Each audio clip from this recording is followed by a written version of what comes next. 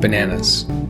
America's favorite fruit, eaten more than apples and oranges combined. Sweet, inoffensive, produced nearly 150 million tons annually, with worldwide export volume assessed at 20 million tons in 2013 alone. Bananas. Generating revenue so vast as to allow millions funneled to fund far-right paramilitary terrorist organizations, opening export bays to facilitate the trafficking of AK-47s, monopolization of industry, lobbying a CIA-backed coup, and relentless exploitation of workers and human rights through uninformed exposure to dangerous pesticides and even via intimidation by private militia. Now, that's a lot, and I encourage you to take a dive into the seedy underworld of the banana industry at your leisure. But today, let's talk about the essentially seedless banana we know and love to consume, and how its existence is still pretty green.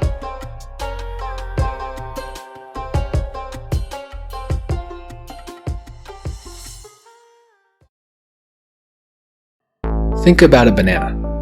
The shape, the weight, how it feels in your hand. Imagine gauging its ripeness by color, peeling it and biting into a soft, consistent flesh every single time. Does this come to mind? No. The consistency of today's cultivar is so well controlled, it almost feels like each banana consumed is a clone of the one before. And that's because, in so many ways, it is.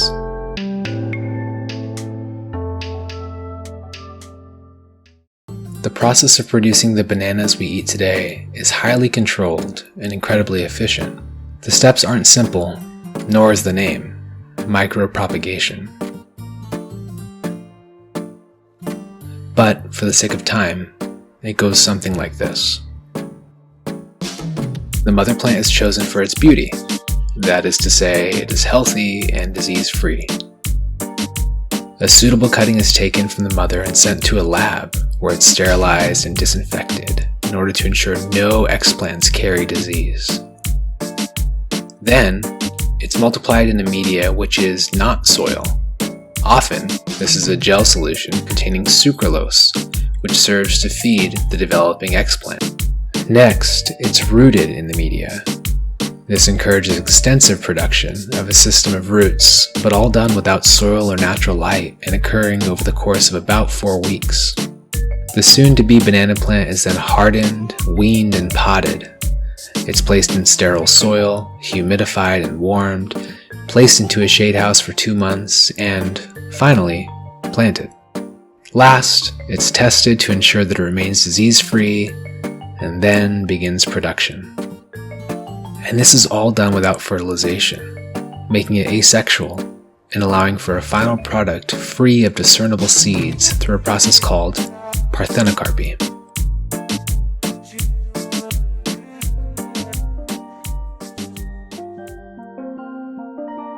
But before the 1960s, today's banana was not what one would likely find in a market.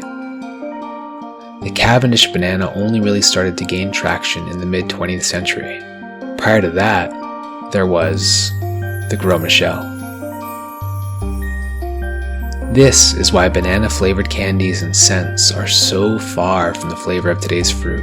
They're based on the Gros Michel. This rapidly became the banana of choice for production and export, thanks to its thick, durable skin, which provided resilience in travel, its highly prized flavor, and its exotic provenance. In the early 1800s, French naturalist Nicolas Baudin traveled from Southeast Asia to Martinique, an island north of St. Lucia in the Caribbean. And with him came a few resilient underground roots of the Gros Michel called corns, which he placed in a botanical garden to propagate. It was from here that they were brought to Jamaica by way of another Frenchman, Jean-Francois Poyat, to his coffee plantation, and here they thrived until 1940, when something unusual began to happen. Leaves began to wilt, stems started to split, and entire plantations rapidly and literally collapsed. It was called the Panama disease, which, due to a lacking genetic diversity secondary to extensive micropropagation, led to the ostensible destruction of the revered Gros Michel cultivar. What remained were large, empty swaths of land in Jamaica, Costa Rica, Honduras, Ecuador, and other banana-producing nations throughout the Caribbean, Southeast Asia, and Central America. With empty land and essentially absent export, intervention needed to occur quickly and steadily, the absence of which would lead many of these locales to economic collapse. And this is where the term Banana Republic comes from. The political science concept coined by William Sidney Porter, more commonly known as O. Henry, describes the status of an economy within a politically unstable nation that relies extensively on the export of a limited resource product, such as bananas. And here's where it gets a little weird. In 1951, Guatemala's first democratic election brought President Juan Jacobo Arbenz Guzman to power with large popular support and a goal of establishing and expanding workers' protections. This threatened a vast organization called the United Fruit Company's immense profit margins.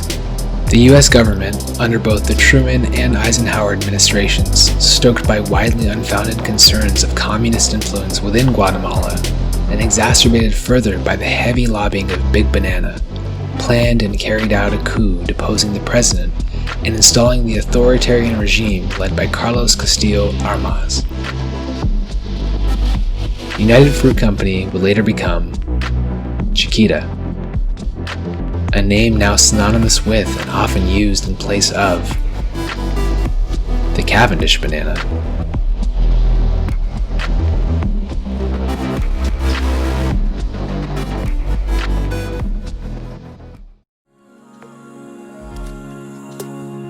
But today, another crisis lurks. A new, more volatile strain of the Panama disease is rapidly spreading. A strain which once again threatens the banana status quo due to a lack of diversity. What this may mean is that someday soon, the Cavendish banana could be relegated to wiki entries and wildly specific history books, leaving the floor open for a new top banana, the Goldfinger.